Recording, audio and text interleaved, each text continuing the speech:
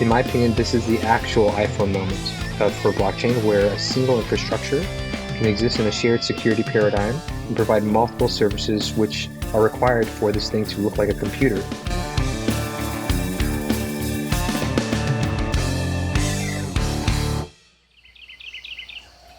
It's fun. It's wild. It's Dad's Gone Crypto.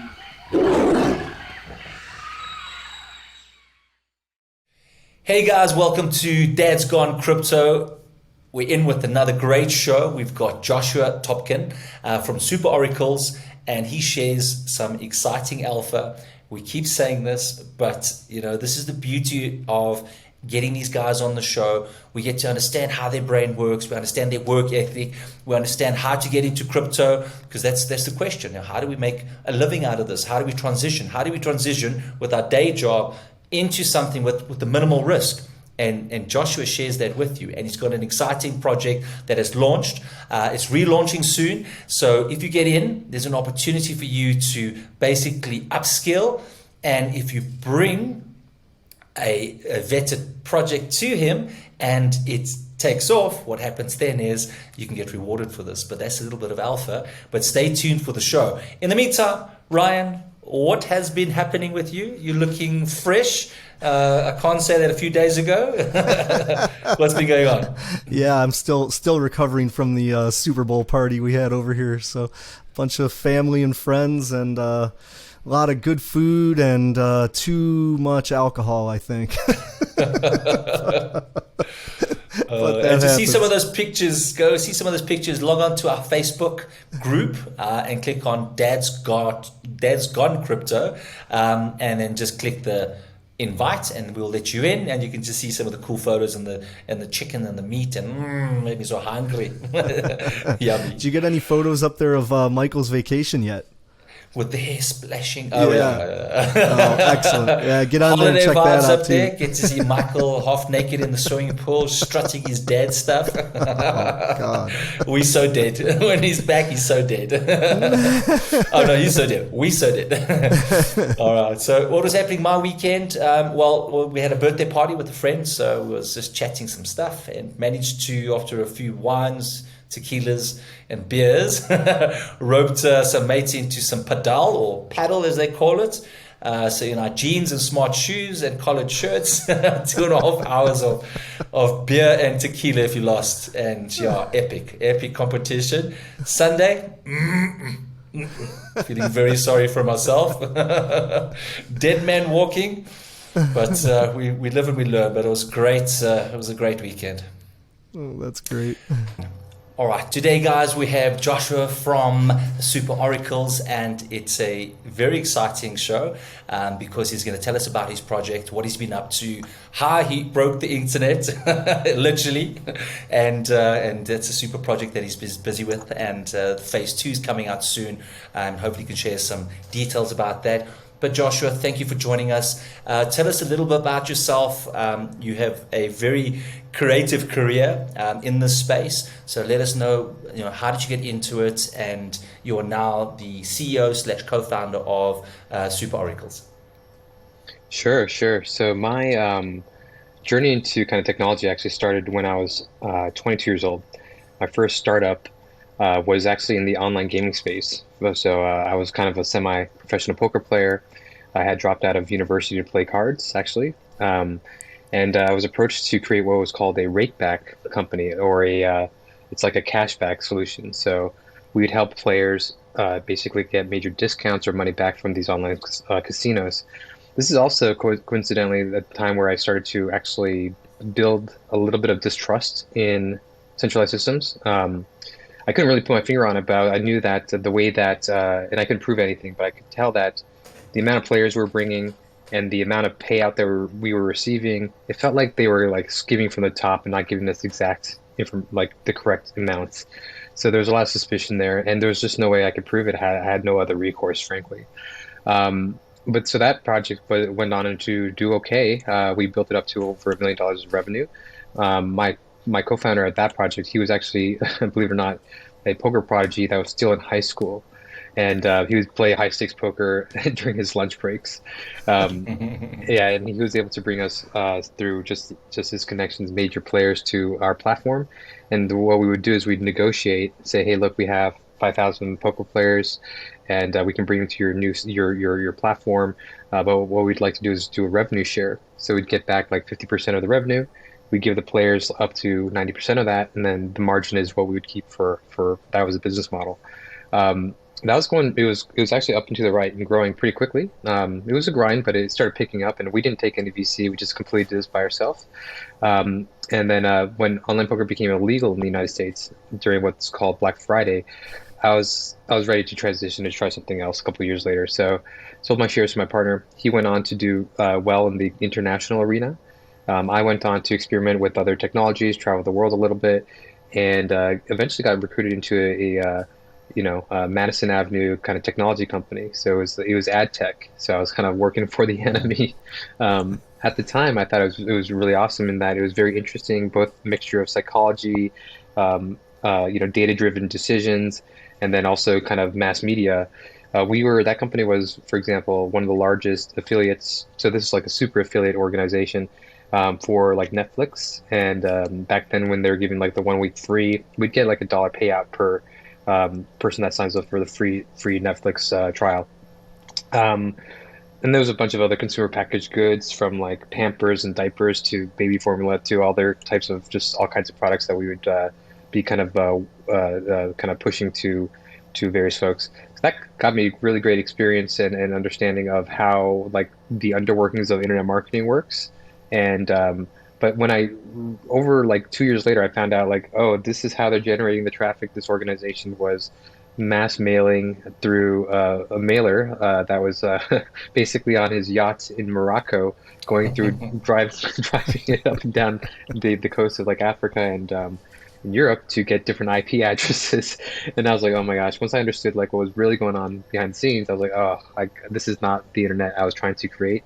So I transitioned to be a consultant. I should mention that company did do very well. They eventually sold out for 900 million. So Oh, those guys wow. were, yeah, incredible entrepreneurs, and I got a great education there.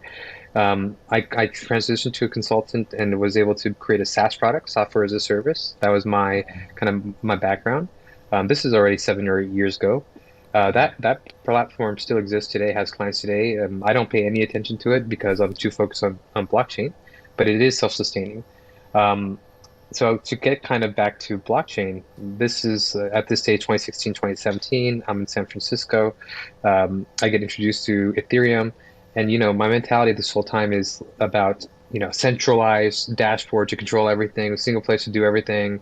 Like performance on the servers and like low latency. And when I understood the performance of Ethereum, I was like, this is useless. I didn't understand really like why this might be useful. Um, but actually, after kind of reflecting on it and understanding, oh, actually, I kind of had a trust problem myself with the rate that company, the poker company. And once I realized that, oh, actually, there is a lot of centralized intermediaries, and there are problems here. And then once I started to understand the also kind of, and this is a major driver for me now, is this that this kind of how we went through a separation of religion and state. Once I understood that actually, the world probably would be better with an algorithmic kind of decentralized currency that has that separation between money and state. That was very compelling to me. It just resonated very deeply for me. So I was in a position in 2017 where I could spend most of my waking time studying other layer ones, new protocols that are coming out. Devoted actually practically my entire waking life towards that. Created the Bay Area White Paper Club. So a bunch of us would kind of read different white papers and try to make educated guesses. And this is kind of during the ICO craze, right? And that was my kind of induction into the industry in November 12th, 2017. It was just like a flash of inspiration. I had this thought that, hey, you know what, maybe we can use randomness and this kind of nested architecture, which is the basis of what Supra is today, to secure blockchain. I hadn't heard about Algorand at that stage. I hadn't heard about Avalanche didn't exist yet. I just happened to know that um, randomness itself, being exposed to poker. And in the past, I used to be sometimes suspicious about the randomness source for the online casinos. So it was something I had awareness around. And then turns out that this is a there's a lot of computer science literature on this topic in general, whether or not it's for distributed compute or just other things. But yeah, long story short, that was the genesis of kind of me shifting into the blockchain industry. Um, and yeah, I mean, I didn't do this alone. I got introduced to my co-founder, John Jones, who is a Berkeley grad, but living in Taiwan at the time. We met during San Francisco Blockchain Week for the first time ever. And then just had a restaurant out of the back of a napkin. I kind of sketched out this high-level algorithm. After 3 weeks of him returning back home, he said, "Hey," he called me up and said, "Hey, Josh, I'd like to invest and I'd like to start this with you." It was, none of us were like fabulously wealthy or anything like this, but he did pretty good in some of the ICOs, and I had kind of my own revenue streams from the SaaS products. So we decided to go into business together and bootstrap the crypto lab, actually in Taiwan. So I left San Francisco. Excuse me, I left SF because it was just too expensive to bootstrap there, and visited Taiwan. John took me to Singapore, Hong Kong, South Korea. I'm actually half Korean, so that was nice to go back and visit. And we got to see the Asian scene. After that, came back here to the States, packed up, subletted my apartment out, moved to Taiwan, and started the crypto lab called Unity Chain in 2018 with John. And actually, there's a couple more steps in between, but eventually that's where Supra came out of that kind of venture studio. Okay. So what led you to start Supra in general then? What can you kind of explain to our audience the need for super oracles? Yeah. So first of all, blockchains, they actually do not speak to the outside world, and they do not also communicate with each other. Blockchains are actually closed loop systems, so they only have awareness of what's happening within the blockchain. Um, during my time at Unity Chain Inc., one of the projects that we worked on was IoT meets blockchain, and we had to think a lot about how to secure external data onto a blockchain. One of the gigs we did was developing the middleware for a publicly traded company called Advantech in Taiwan. We are the ones that built the IoT that meets blockchain module to secure external data from sensors onto organizing in a very kind of very specific manner to be resilient. In the case of IoT, there's some specifics you have to handle, and then also finally anchoring it on an Ethereum. That opportunity led us to a collaboration and an invitation to Walmart China to participate in a food safety challenge. They heard about our solution, and then basically we had presented a farm to table, unbroken cold chain logistics, meaning from farm to table, you know exactly the temperature in which the food was handled. This applies also to like vaccines, which are very sensitive to data. I mean, so temperature changes rather. So we've been thinking about the Oracle problem for a long time, like how do you communicate with the outside world and such. And then it was precisely during DeFi summer when we started to see Oracle manipulation hacks, DeFi hacks based off of just poor implementation of oracles, and we were like, you know what, let's this is something we can solve. This is a niche that really Chainlink kind of dominated completely, but there's like tens and twenties of different layer ones, layer twos in the ecosystem, but only at that time one viable oracle. And that didn't seem to make sense, and we thought that we could solve it better. So after studying Chainlink a little bit more, we felt like for sure we can develop something quite a bit better, and that's how we got into the Oracle arena originally. Wow, that's really interesting. So we'll jump back into super oracles in a couple minutes here, but before we do, can you tell us maybe just in crypto in general some of your highs and lows as you were getting into crypto at the beginning, and where that led you? Yeah, I mean, so we started in 2018, starry-eyed and excited, and we were like, we're going to change the world. This is such a great idea. These algorithms are wonderful, and we couldn't get any meetings to any investors. Like literally couldn't even get the meeting because Right. during that time, blockchain and crypto became a bad word, almost. So it was almost like you don't tell anyone that you're in blockchain and crypto. It was like kind of it became like that, Right. which was surprising, and that was unexpected. So it was a much longer grind than I expected. I thought we were going to hit the ground running and get going, but actually, I also see that myself wasn't ready for that. There was much more education I had to go through during the 2018, 19, 2020 period. It was kind of like getting a PhD, frankly, the amount of white papers we had to read and study and understand. That was a very difficult period. A lot of difficult relationships when things are not going well, like partnerships, they get strained. But we made it through. And then we were able to kind of continue to push through with innovations and insights into our technologies along the way. We never gave up. So perseverance is probably like the most important attribute, I think, and when in startup in general, but especially in crypto startups when there's bear market, no one wants to talk to you. So Right. you gotta really do it for the right reasons. There's no way to survive it unless you actually believe the technology is gonna be transformative.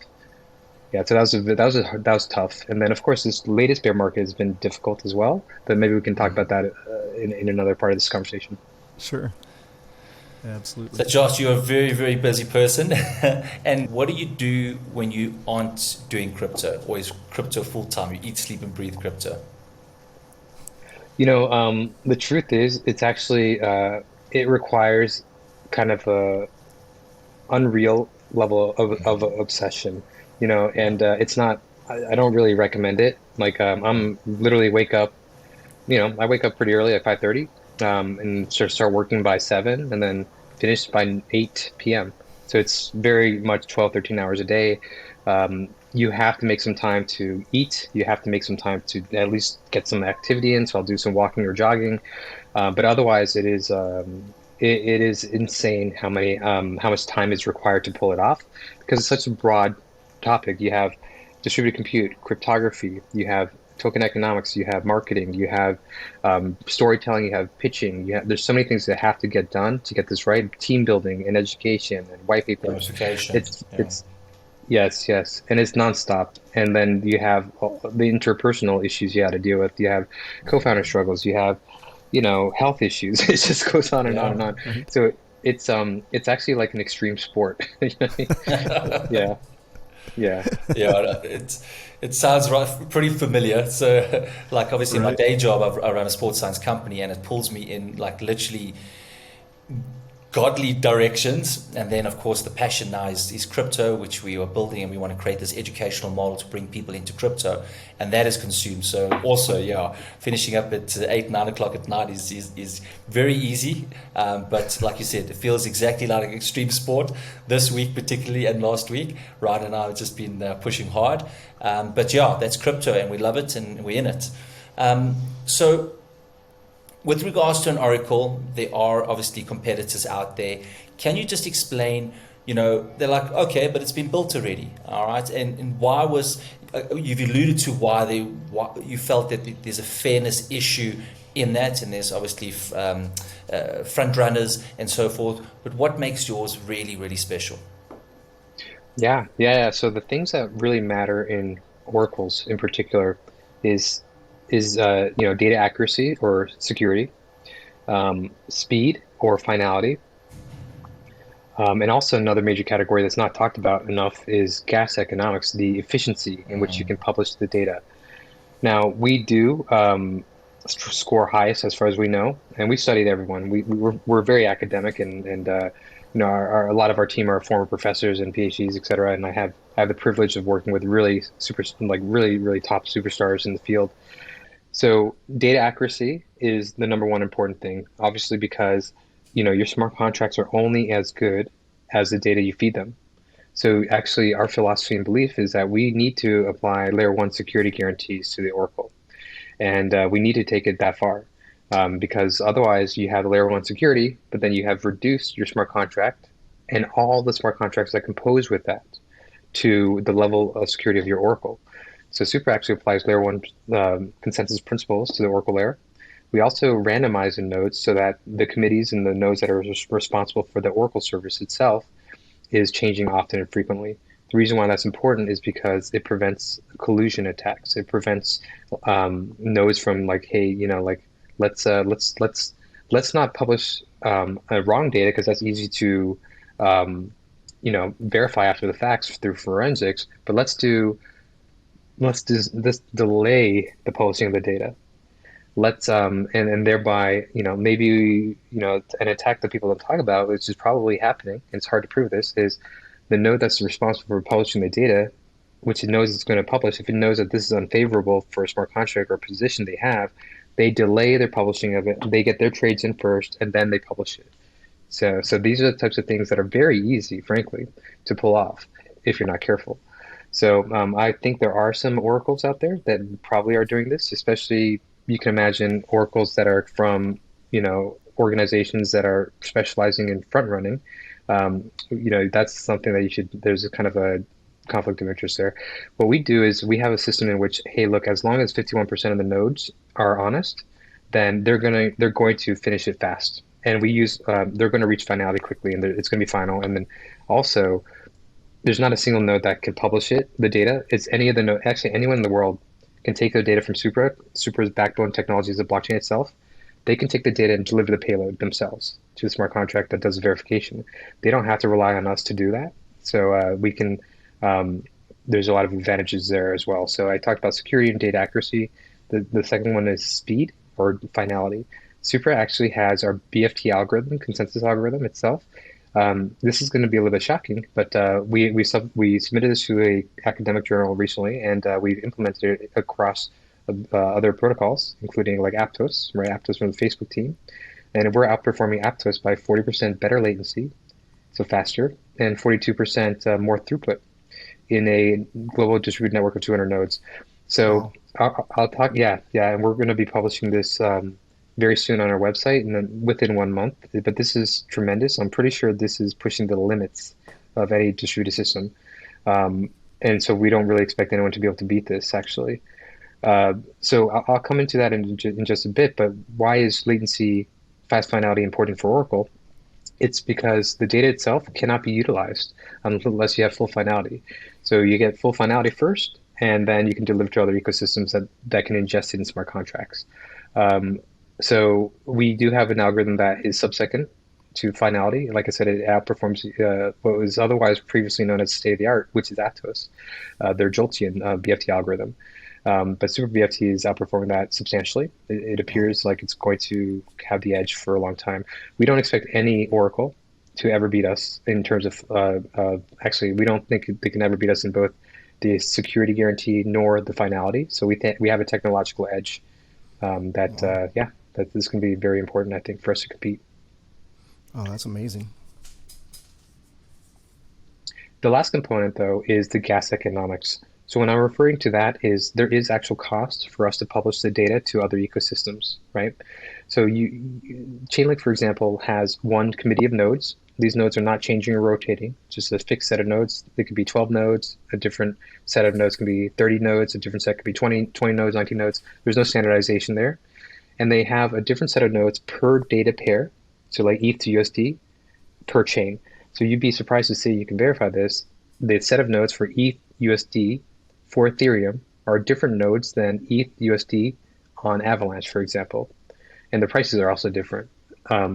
Now, what they end up having to pay for is the signature verification for every single data pair, each that they publish. So if they have 50 different data pairs, they have 50 different smart contracts and 50 different combinations of nodes that don't rotate or change. This is actually not a very scalable model. In our model, we can pack, remember, Supra's backbone is a blockchain.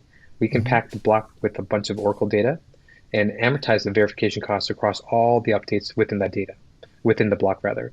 So for example, if we deliver a payload of 50 pairs, we can do the signature verification on the entire block, use what are called inclusion proofs or Merkle proofs to prove that this information was in this block and the block has been signed, and then ultimately amortize the costs of verification across, instead of just one data pair, it's like 50 data pairs. So in our early experiments, it does look like we are 10 to 15 times more gas efficient than Chainlink, which means that we can afford to publish more often to other chains. So our algorithm itself is designed to be the most robust, and we do plainly say we have the state of the art for Oracle. We also have fastest finality, which is we also believe is the state of the art for consensus algorithm. And then finally, the amortization and through this structuring, we have 10x better gas efficiency than the largest Oracle in the space.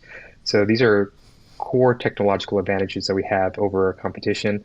We're entering mainnet alpha, like basically end of Q1, and the mainnet beta is sometime later this year. We hope. It's hard to tell you exactly the date on that, but Hmm.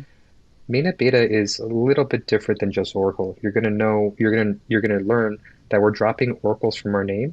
We're gonna be known as Supra. We have Okay. Supra.com. We have Supra.network. We have some really great domains around that.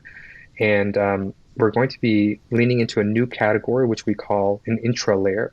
It's a layer between layer ones and layer twos. And what an intra-layer is a vertical integration of the layer one technology itself, native Oracle, native cross-chain communication. So we have a new technology, a new type of bridge. We call it Hyperloop. We'll be publishing this next month as well.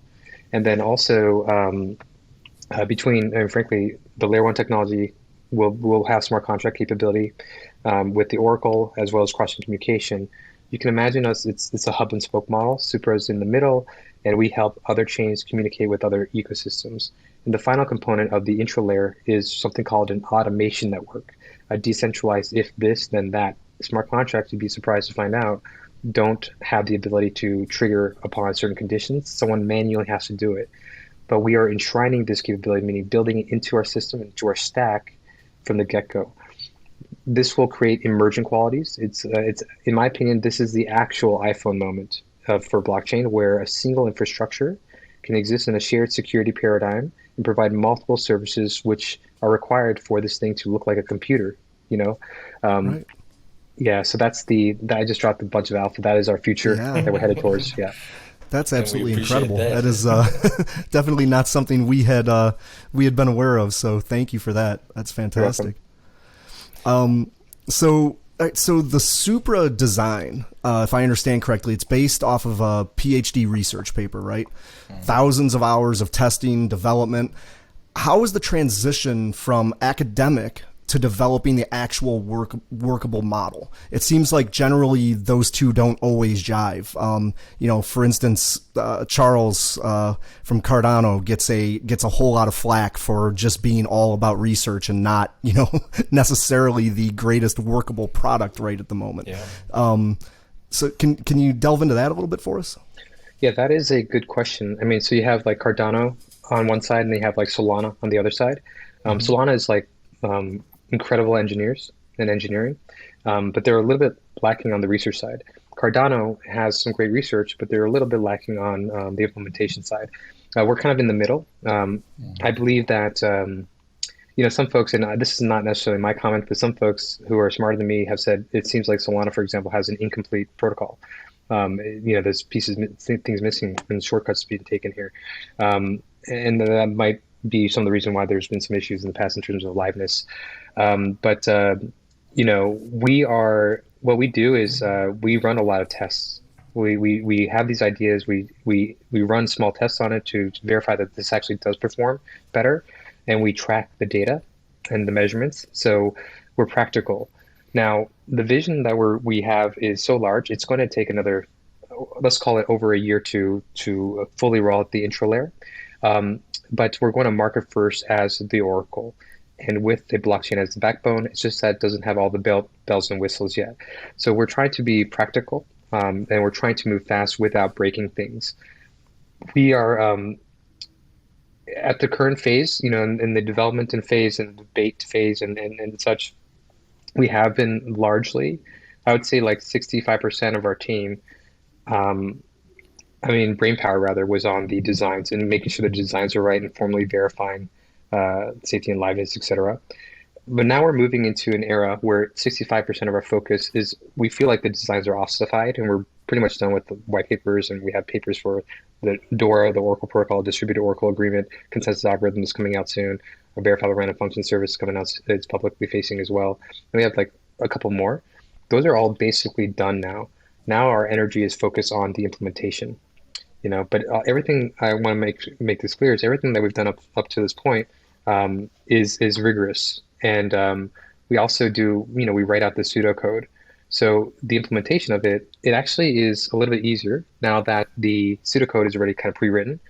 To give you an example, one of our brilliant researchers and developers on our team, he was also involved in the invention of the super consensus algorithm, BFT algorithm. He was able to modify hot stuff, which is another consensus algorithm, and adapt it to what we're doing in a matter of 3 weeks because it was all thought out and it was all there. Okay. So it wasn't, like it's actually, in my opinion, it's like to go fast, you got to go slow. But now we're on this, we're kind of speed running it right now for the implementation. And of course, you have to do the audits and this takes some time. That's why our mainnet alpha is going to be a permission system first, but we're still going to be getting into the business, servicing other layer ones and mainnets very soon. But yeah, that's our strategy right now. And then it's a phased approach. So in practice, it's going to take us another, year, maybe year and a half to fully bring forth that design. But what can you do with that? Just like iPhones vertically integrated, camera, GPS, a storage and other elements, phone. We are integrating, layer one, native Oracle, cross-chain communication, automation. And just like iPhone, you needed that vertical integration to have Uber, to have Instagram, to have emergent technologies and capabilities. Yeah. Similarly, our stack is going to enable new things. For example, the cross-chain DEX, which settles in the native asset, like really making FTX obsolete, So we actually think we can do it. So that's we're actually enshrining, meaning building into the protocol a single token. First of all, I should mention single token model for all of these capabilities, but also enshrining into the entire design the DEX as it's native to the system. It's built in, Sure. and so we're trying to push the limits here because the truth is, blockchains today are kind of like ENIACs. Like the first computers, like size of a room, ENIAC.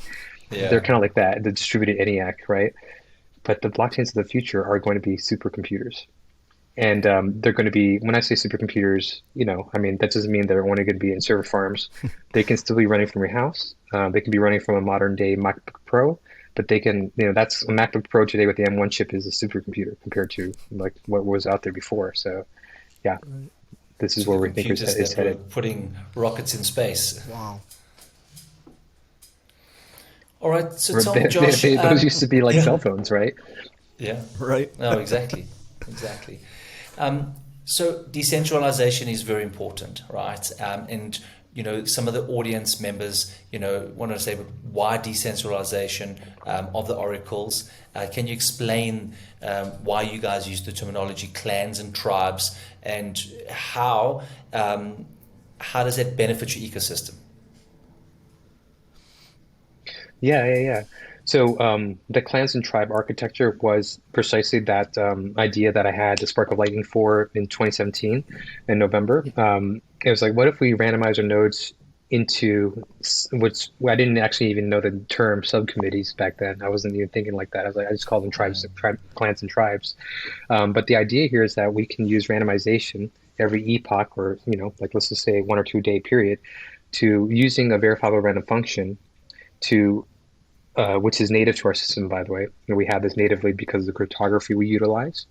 Use this verifiable random function to reorganize the topology, like logical topology of our network, into new subcommittees. And then each of these subcommittees could be responsible for various other tasks. So, for example, for lack of a better term, we have this idea of commodity sharding, meaning one clan is going to be responsible for tokens A to G, and then another clan from H to whatever, and the last clan or whatever, just splitting up the responsibilities across these randomized subsets. Remember, some of our competitors don't randomize anything. Their committees don't shuffle or change, whereas Supra is constantly changing. The analogy I like to give there is like water, and water, if the water is not flowing, it will become a swamp, and there will be collusion, and there'll be all kinds of things, and things festering. But if the water's flowing, it's drinkable, it's healthy, and the ecosystem can grow. So you want to keep your network node topology and formations changing constantly, so you can't stage an attack. So the clan and tribe model is, we also, one of our core insights is some of the things in Supra or just in blockchain require 67% agreement, 2/3 plus one agreement. But so that's like the block, that's standard for BFT, Byzantine fault tolerance. But some of the other things, so that for the blockchain itself, we need 67%. But we realized that if we use blockchain as an arbiter, like a kind of decision maker, which is engaging the tribe, the clan itself, which is a subset of the entire tribe, only has to get to 51%. Now, why is that interesting? Because it takes less nodes to reach a simple majority agreement. Instead of having to wait for 67% of the nodes in a clan to reach an agreement, we only need 51%. So once again, the clan itself is a subset of the entire whole, and we only need 51%, not 67%. This is a major kind of insight that we have. This is also how we have the performance we have, and why we have the ability to do many things with a single network. We can divide up the responsibilities of who does what, like who's responsible for what in a deterministic but randomized fashion, and a very highly efficient while maintaining decentralization and the security guarantees you'd expect from a blockchain. And Josh, just so the audience also knows, what are some of the problems at the moment that is caused by oracles being non-randomized? So front runners, can you just explain a little bit about that? So there's obviously a problem now. Your model is always it's alluding to the fairness of how things should be, but what are some of the things that are happening now that people, like ordinary people, wouldn't actually understand, but it's happening? Right. So a couple things, for one, if you're not doing the types of things that we are doing, then you don't really have layer one security guarantee anymore. So you have reduced, your smart contract guarantee, and that smart contract could be composed with another smart contract. So you get bad data in, that could have cascading effects, right? So I would say step one is some of these folks are not using as much robustness and seriousness as we are. Two, as you kind of alluded to, and I kind of did as well, and I'm not going to talk about any specific project or anything like this, because actually, I have a lot of respect for some of our competitors. It's a small field and they're pioneers. Yeah. So are we. So it's just, we get to stand on the shoulders of giants. We're taking it to the extreme, because we want to have the final solution. We don't want to be first. We want to be the last, right? Right. But basically, this idea of like front running, yeah. I mean, if your network is if there's not that many nodes and they maybe have relationships with each other, they could have positions in different smart contracts where they're like, oh crap, this is not favorable data. I'm not going to publish it until I make my transaction first, right? These types of things are possible. So these are like delay attacks. Now, the others are censorship attacks. Like, I don't like this result, so I'm just going to not publish it. And when you have a small set of nodes or it's relatively centralized, then that's much easier to pull off. And then also, of course, you just do flat out manipulation attacks. Sure, you could try that, but it's very easy to identify that after the fact. So this is why staking is important. Some of these other folks don't have staking, or they're just starting to do staking. They have ideas that, instead we could just say, oh, this fractional, they won't cheat because they'll just ruin their future prospects of future revenue, which is a weird idea, but okay. But we do intend to be a proof of stake protocol, and we are a proof of stake protocol. And what else?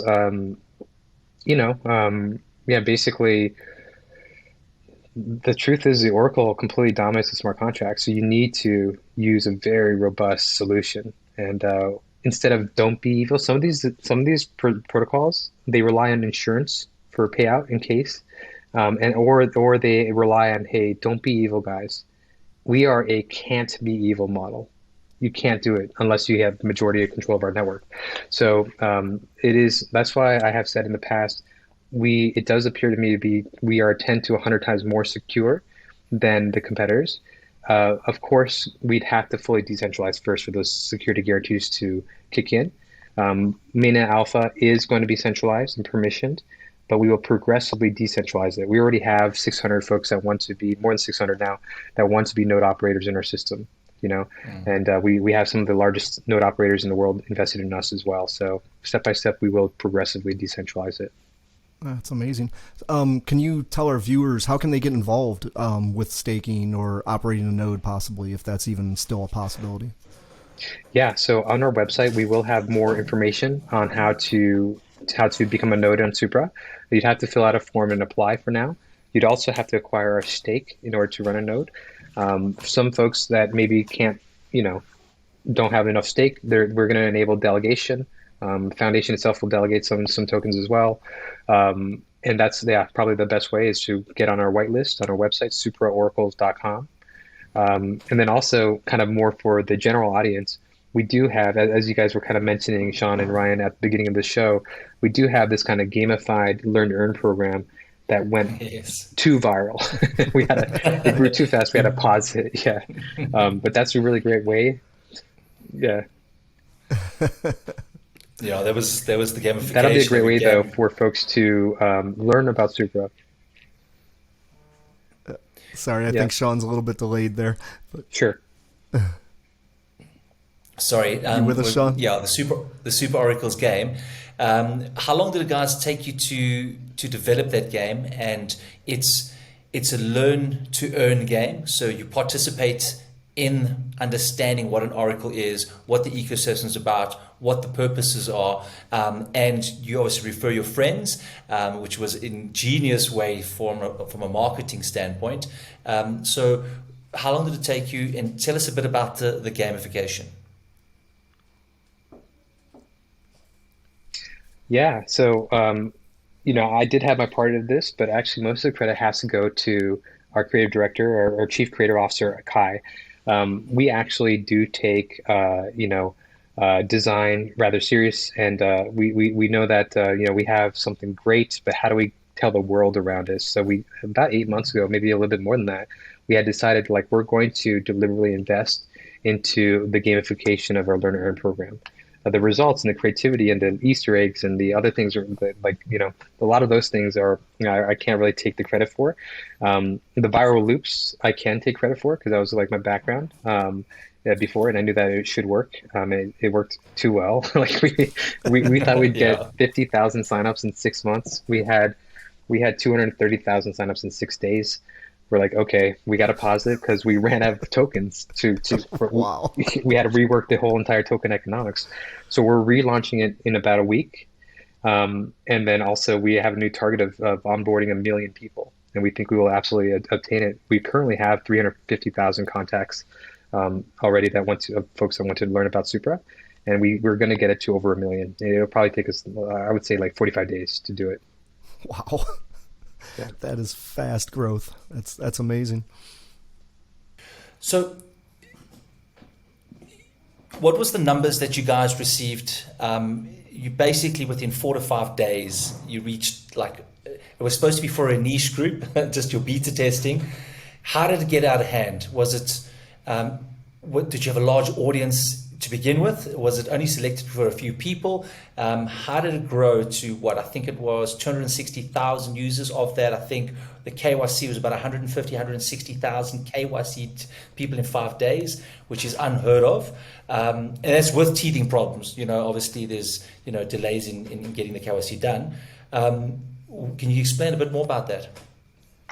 Yeah, yeah. So, it turns out a gamified learn earn program, if it's very thoughtful and creative and fun and engagement, a great internet browsing experience, but also powered by some sort of token incentive, it actually works incredibly well. I've never been part of a project that grew so fast and it grew out of hand. Like the platform would be breaking and like the servers are shutting off and we ran out of tokens for allocation. But yeah, the entire thing is fantastic. These are all wonderful problems to have, by the way, because Yes. it'd be Yes. much worse to have no audience, right? We actually deployed it on 100 folks on Discord. So we just let them know it's live. Go ahead. I was thinking we'd get 5,000 beta testers. We cut it there Yeah. and done. And then it grew out of hand too quickly, and we're like, what do we do? And then like it took us a day and a half to like pause it and like design like how to handle this kind of situation and like change just make a plan. And then now it's been paused for 2 weeks, but we're going to relaunch it next week. Yeah, I mean we know that this formula works really well. We're really excited about reusing this formula for projects that launch on Supra in the future. And just kind of rinse and repeat. Right now it's space theme. The next one could be jungle theme. It could be underwater Okay. theme. It could be anything, you know. Yeah, so we hope that these folks are actually learning about the Oracle. In fact, we have 25 various missions that will be released one at a time, one a week at a time. And throughout these missions, there will also be crates, so basically treasure boxes that you come back and to claim either stars or super token. And the idea is like after this 25-week, 6 months of education, these folks know about Supra in and out. The goal is for them to become our sales force, right? Okay. So yeah, to get them to get 1 million folks to understand Supra, be educated, and then also I should mention we have a Supra Scouts program, which is an affiliate program. We will, for example, Chainlink has like let's just call it 1,500 partnerships, and we are they have like an $8 billion valuation, fully diluted valuation. So it's kind of roughly like 3 million or so per project that's kind of sustaining their market cap. So my kind of internal goal is like, how do we compete with that? They have incredible biz dev and team, Yeah. so they shouldn't be underestimated.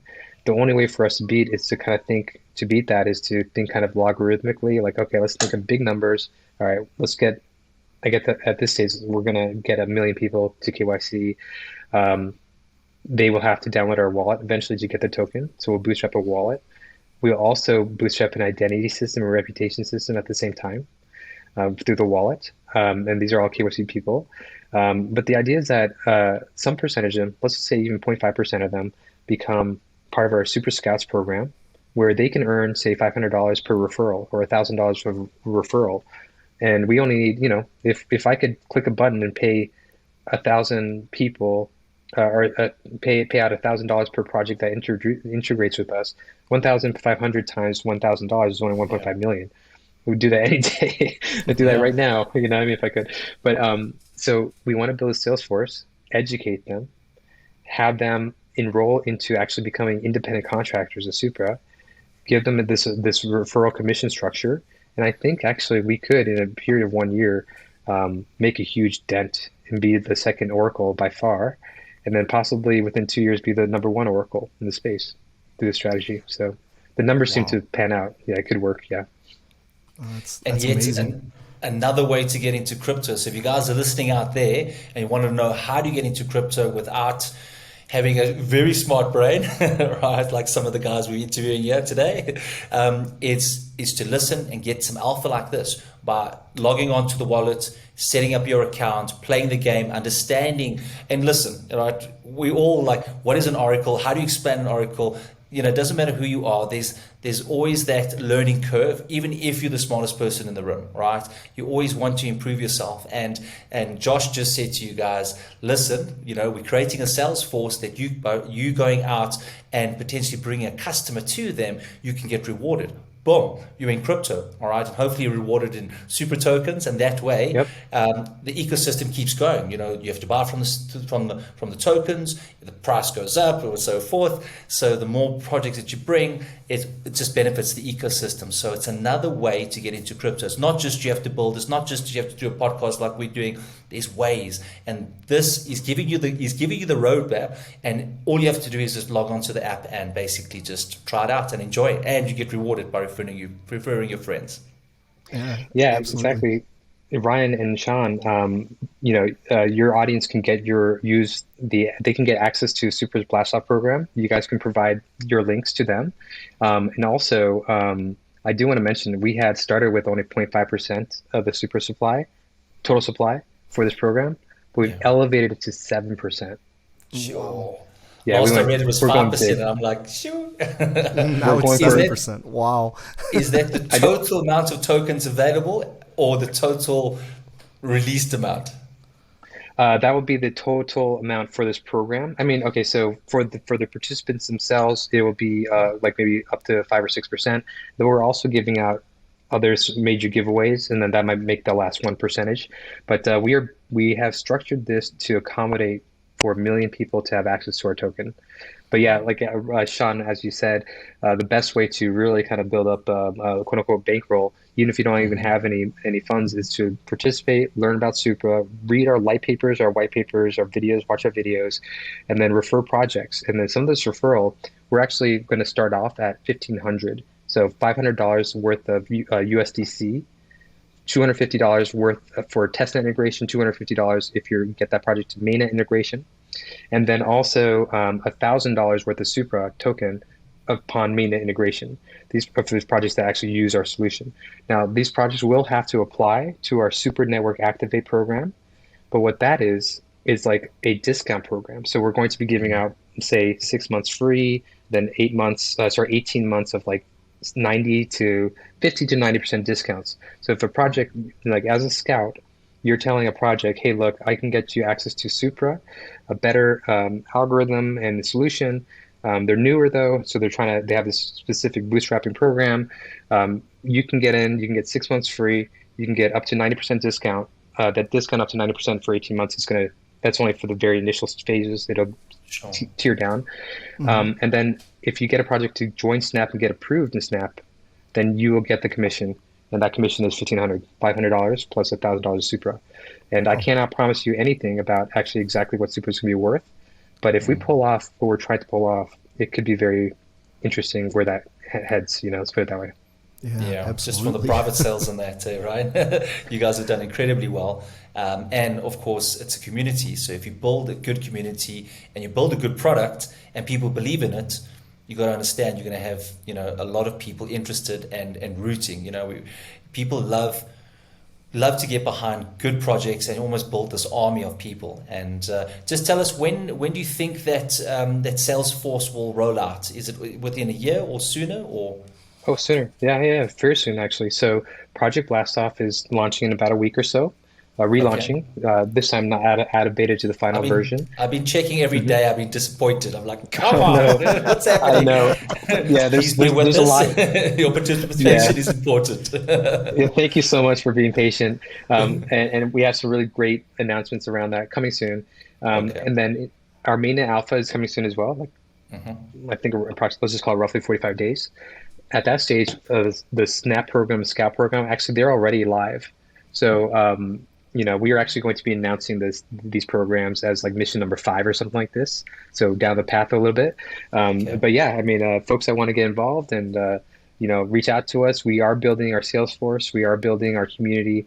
We want to. Blockchains are more than just node operators. Blockchains have multiple stakeholders. There's a community. There's marketers. There's educators like you guys. And multiple different roles. So we are trying to be really holistic in our thinking. This has been a labor of love. It's culminating into what we're doing at Supra. It started in 2017. So it's been a grind. So it's not an overnight success at all. It's just been a continuous grind. But once again, if you really believe that this technology is going to change the world, then you take on the burden of seeing it through because it's worth it.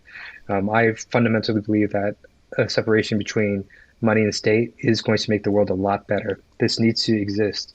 So that's what we're about. And we want to help bring this vision forward. And we're not the only layer 1 or network out there doing this. So I have a lot of respect for all the projects actually, and all the DApp founders, etc.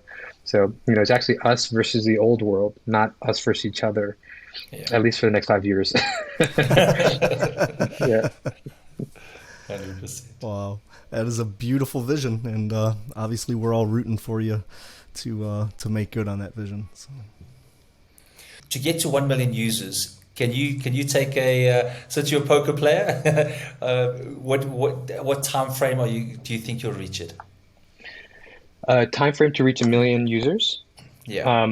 Actually for Project BLASTOFF, honestly, I think it's going to be less than a month. Okay. Yeah, I think so. 'Cause from just the data we have and relaunching it, we have 350,000 people we can relaunch it to. They each need to just tell like 2 or 3 people each, and then we're there. And it's built to, there's incentives to have that viral loop and referral. So I would say we probably get there by end of March, April, early mid-April is what I would say. Wow. Yeah. Okay. Yeah. And we hope it's sooner. 100%. It's this time of the show where we do our Dad's Got Crypto jokes. Dad's Got Jokes, right? Did I get it right? Sure. We'll go with Dad's Got Jokes. Dad's Got Jokes. Josh is not a dad, but he's participating in our game. So it's just kind of to end off the game. And then we'll ask you 2 further questions. Just a quick question on mental health and how not to get bucked in crypto. All right. Oh yeah, those are great topics, by the way. Yeah, great questions to Yeah, ask. Actually, yeah. we have to delve in it because it can feel overwhelming at times. But before that, we're going to do the joke. So how does the joke work? Any flinching from the hosts or our guest Josh? All right, you lose. Josh, you got to drink 2 liters of water. Ryan, you got to drink a case of beer. Wow. Only because of the Super Bowl. Yeah, we're upping the stakes. Yeah. All right. And I'll drink a case of beer too. All right, cool. All right. So Josh, you are going to go first. You were nominated. Tell us your joke. Okay. Okay, so it's kind of like it's more of a PG joke or G. It's like suitable for families. But why is Peter Pan always flying? Because he never lands. Never landed. Sorry, guys. Yeah, pathetic, I know. That's top. That's a top dad joke. Any bad joke's a top dad joke. That's cool. All right, Ryan, you are up. All right, sure. So 2 goldfish are in a tank. One says to the other, "Do you know how to drive this thing?" Nothing, huh? No, I get it. That was a. I get it. It's good. We get it. That was a thinker. Yeah, I had to think about that one. Like, oh, okay. Yeah, no. Oh boy, terrible. All right, go ahead, Sean. Okay, Try cool. to give us something here. All right, best one yet. What do you get when you mix a car, a fly, and a pet? A flying carpet. Oh, I see. Yes! You got it. All right. Well, Josh, when you do become a dad someday, don't use those jokes. Yeah. we use them to abuse our children. Right. It's like, oh, dad. Not again. All right. Yeah. So, Josh, tell us this world, in crypto, everybody wants it yesterday. All right. You've got the community saying just launch. When is token price? When moon? All right. And when you're building something, you just mentioned in the earlier stages that you're dealing with people, you're dealing with projects, you're dealing with multiple different aspects. You have to shift your brain set in different areas. And then when problems hit, like for instance, the game where you broke the game because you grew too quickly, you have to focus your attention and stop all those other ones and put them on the back burner. Mm-hmm. How do you cope with the mental health side of things, and how do you look after your team as well? Yeah, this is there is major mental health issues in not poker, in crypto, because it's 24/7. The market's 24/7, and people oftentimes take too much risk. So let me kind of talk about risk here. So in terms of like I don't day trade, for example. I do have some bets here and there, but I just kind of make the bet and let it sit. So I don't keep my eye on too much. I am constantly, I do look at the market at least once a day just to understand kind of the trends, because the macro affects the micro. The macro affects the ability for us to fundraise, for example, quite a bit, actually. So 2022 was very, very difficult. 2021 was walk in the park. We had 3 AC, FTX, and a cap table. But back then, that was like getting Sequoia on your back, your cap table. Right. We were lucky enough, by the way, to have a clause to be able to refund them. So we're refunding them at the seed. They're in a seed round, so we get to refund them at that round. So it was effectively like a multi-million-dollar loan with no interest. We were lucky enough to have that clause in our contract about basically loss of reputation. So we're on that right now. But yeah, back to mental health. Yes, also, you have founder problems. You don't see eye to eye. Things are a lot harder in a bear market, because of stress, and people have different stress tolerance or risk tolerance, and some people are not in it for the same reasons as you are, and things are taking too long, et cetera. You never know what can come up.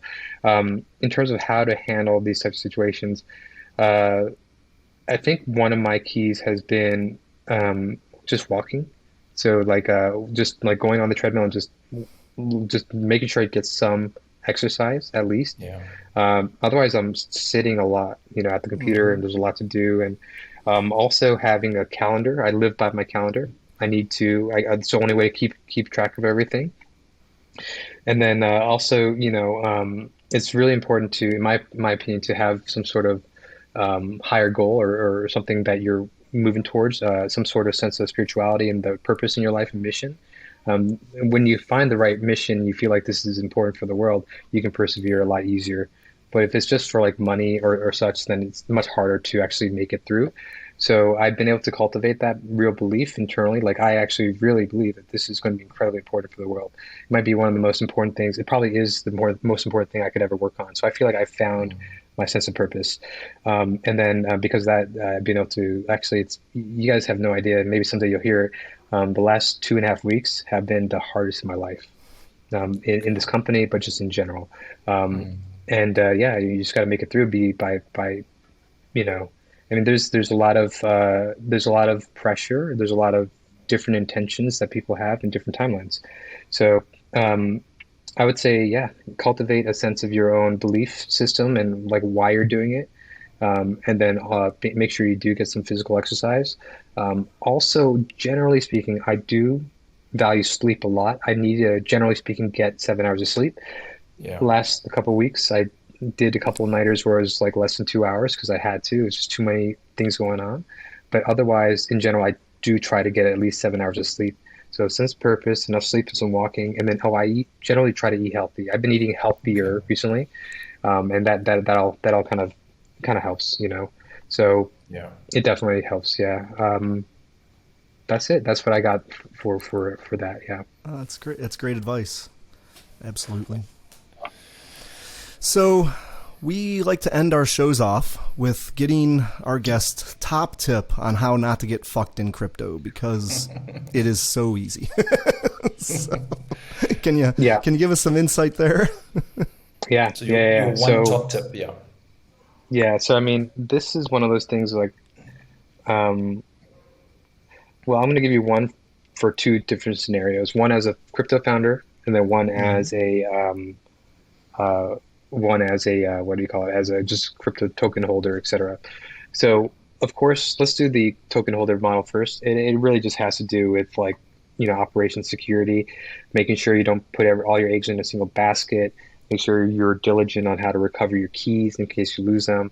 You don't want to have them all on one exchange like FTX, and you don't want to take too much risk. Like I know that some people feel the urge and necessity to try to get rich quick, but that's how you get wrecked quick. So you don't want to do that. You want to slow and consistent. There's a tendency in life that I've seen time and time again where the rich and people that make money fast lose it fast. It actually like slow and steady is like the best way to obtain wealth, in my opinion. Now, as a crypto founder, what I highly recommend is get accustomed to laws, and so both on the macro for kind of regulatory arbitrage, so to speak, meaning like where you incorporate, etc., but also in the kind of day to day with your teammates and your employees and your team. Make sure they have very, very clear rules. And also HR handbooks in terms of how people are to behave, and that there can be consequences if you break these rules. Because I view what Supra is doing, for example, to be very high stakes, and if something happens and there's hiccups, you want to be able to. Laws exist for a reason. Let's put it that way. You want to leverage the law as a tool in the toolbox if and when you ever have to. And you can only do that if you have contracts in place, and contracts matter. Let's put it that way. So those are the pieces of advice I'd give. Fantastic. And that's excellent advice because 9 out of 10 times, it's a business and you're dealing with human beings and they've got all different interests. They're interested heart at first, then they kind of gravitate away and then they got their own agendas and it kind of feels like your goal that you set on to seems a bit more cloudy and moving forward and by having strict rules and regulations, and that's why having a lawyer or lawyers or a law firm specializing in crypto is very important. We've interviewed Jonathan from lawyered.eth, and he says you got to get your stuff in order. He says the reason why people pay him to do a job is that you put into a box you play within the box. If you step out of the box, the stick comes out, and we say, hey, you shouldn't do that, right? So you should never bypass that.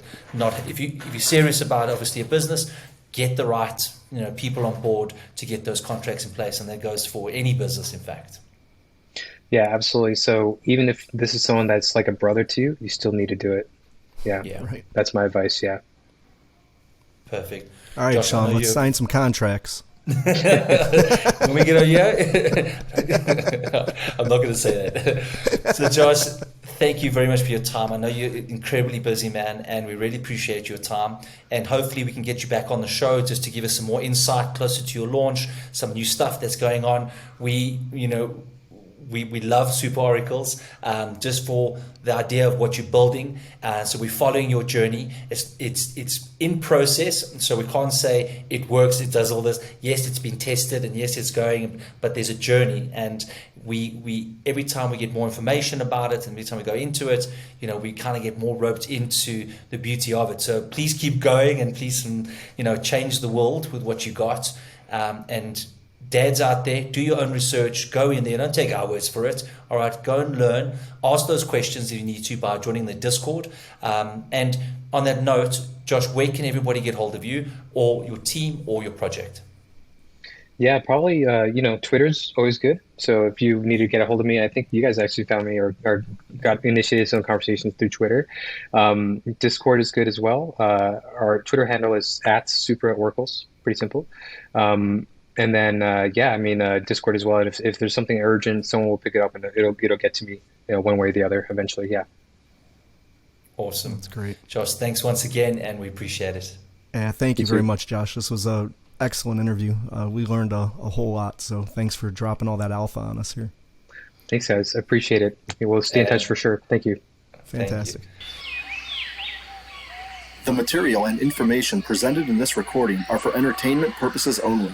Do not misconstrue what you hear as investment or trading advice. Always do your own research. The views, thoughts, and opinions expressed by the guests on this recording are their own and do not necessarily reflect those of Dad's Gone Crypto or its hosts.